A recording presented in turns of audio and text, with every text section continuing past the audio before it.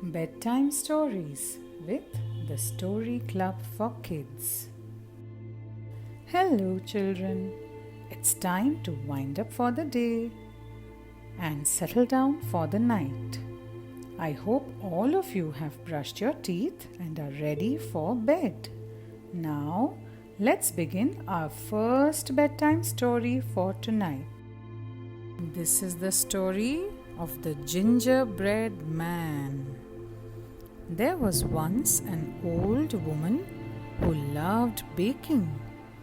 One day, she was baking gingerbread and had enough mixture to make 3 big loaves with a little left over. Smiling to herself, she molded the sticky mixture into the shape of a little man. She added currant eyes, nose, and mouth, and gave him 4 little currant buttons down his front. "This will be a treat for my husband," she said. When her husband came home, the old woman opened the oven door and took out the loaves. Then she lifted out the gingerbread man.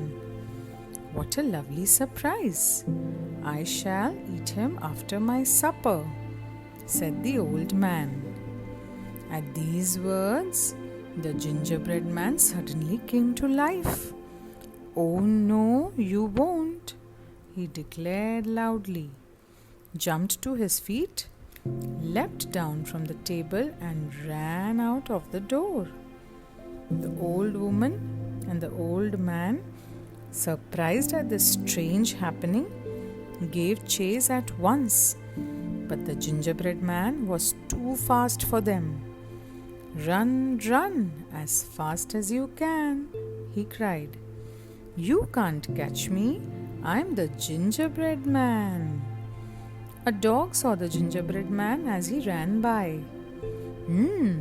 Very tasty," thought the dog, and joined the chase.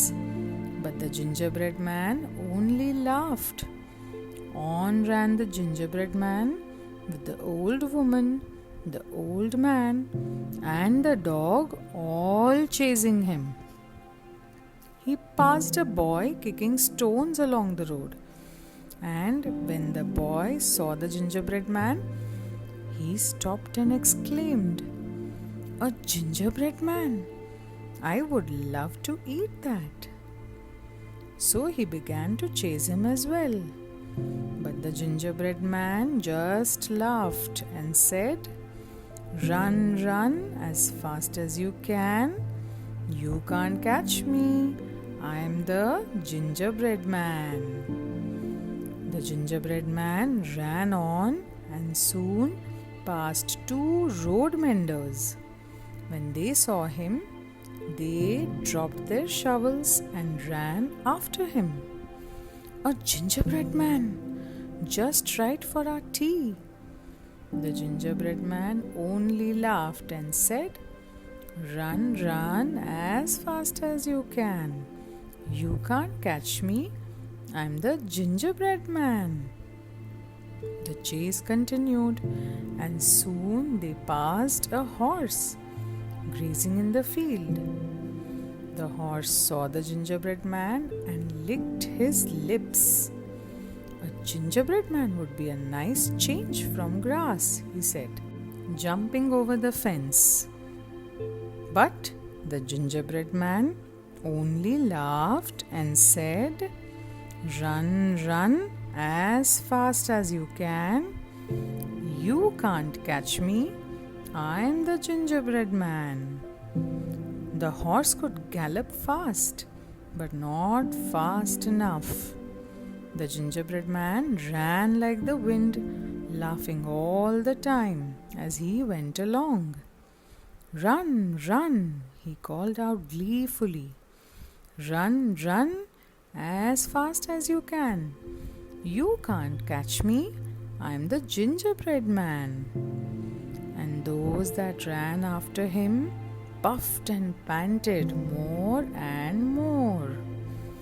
The gingerbread man began to run through the fields, and still he laughed. The old woman, The old man, the dog, the boy, the road menders, and the horse still chased him, but they were falling further back and could not carry on much longer. Then suddenly the gingerbread man stopped. He had come to a deep and fast flowing river, too wide to jump across. There was no bridge, and he could not swim.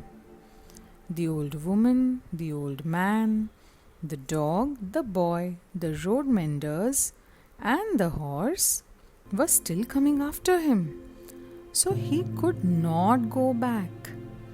"What shall I do?" he said to himself. "They must not catch the gingerbread man."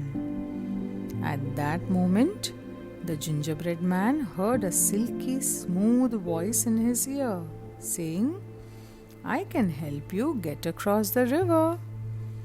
The gingerbread man turned and saw a fox standing beside him, smiling. "Jump onto my back, and I'll carry you across if you like," said the fox. "Mind you, don't get me wet," he said. And then he turned to laugh at the old woman, the old man, the dog, the boy, the road menders, and the horse, who were all running towards the river bank. "Run, run as fast as you can. You can't catch me. I'm the gingerbread man." The fox waded to the middle of the river. "The water's getting deeper now," he told the gingerbread man. "You had better climb higher." The gingerbread man did as he was told. "The water is getting deeper still," warned the fox. "Climb onto my head or you will definitely get wet." He climbed up, and looking back at the riverbank where the old woman, the old man, the dog, the boy, the road menders, and the horse were standing, he called out, "Run, run as fast as you can. You can't catch me. I'm the gingerbread man." They all watched as the fox spoke again. "It's still too deep. Climb onto the tip of my nose if you want to stay out of the water." The gingerbread man climbed up onto the tip of the fox's nose, and as they watched, the fox tossed him up in the air and caught him with the snap of his jaws. The gingerbread man was gone in one single gulp. "Well," said the old woman, "that's the last time I make one of those gingerbread men." The fox smiled. He knew that you had to be smart to catch a gingerbread man. Story over. The end. And now let us listen to our next story. This story is called The Great Animal Race. Each year, the animals line up to take part in the Great Animal Race. And each year, of course, the fastest animals won. The ostriches and the cheetahs, the gazelles and the monkeys. No other animals stood a chance. But Bertie, the baby elephant, wanted to have a chance to win too. "Of course you can take part," said Bertie's mum. "Just remember that baby elephants aren't quite as fast as cheetahs." But Bertie was determined. "It's true, you're not as fast as the other animals," said Bertie's grandpa, a wise and very old elephant. "But us elephants have other talents that none of the other animals have. Remember that, and you might be in with a chance to win the race. At last, the day arrived. The parrots and the cockatoos had marked out a running track, and the animals took their positions. A giraffe, a lion, a cheetah, and an ostrich lined up on the ground, while the monkeys were ready to race through the branches of the trees. The parrot squawked, and the race began. The animals took off at lightning speed, all except Bertie. Although Bertie wasn't exactly slow, he was still behind the rest of the animals. Then he remembered what Grandpa had said. "What can I do that none of the other animals can?" Bertie thought. Then suddenly it came to him. Bertie took a deep breath and blew as hard as he could through his nose. He trumpeted long and loud. The other animals were so shocked they stopped running. Bertie ran through as fast as he could, and before the other animals could realize what was happening, Bertie had won the race. The end.